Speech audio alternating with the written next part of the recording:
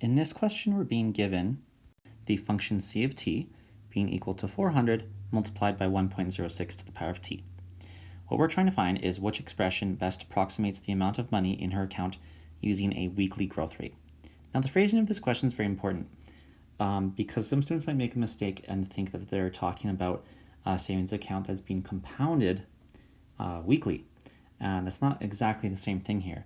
So really what we're trying to do is rewrite the equation more accurately to represent the fact that it's be using a weekly growth rate, but in the end, it's if you were to model or graph it, they were going to be exactly the same.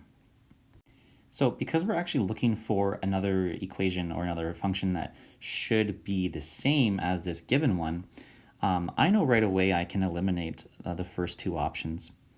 I can tell because the only difference here is the base of this power has changed and the exponent hasn't. Therefore, those are not going to be the same. If we were to graph them, they would be completely different. So how do we find out which one of these is correct? Well, there are actually two different strategies, and I'll show you both. One would be to take the interest rate, 6%,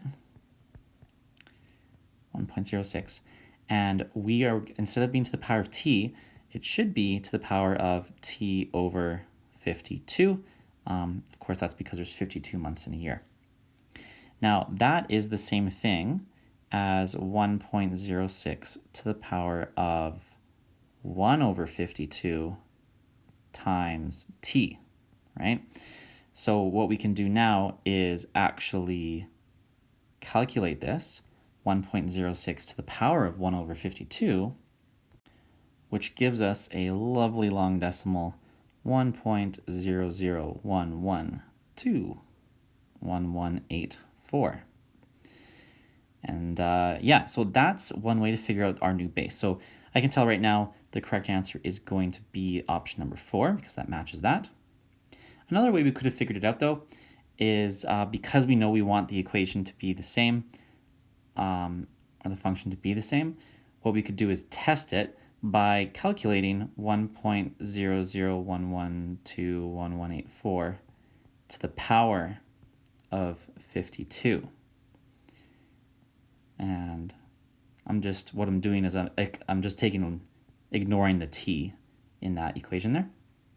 And if we calculate this to the power of 52, you will notice that you get 1.06. So that proves that it is correct. All right, that's all for this video, and thanks for visiting JD's Preparation.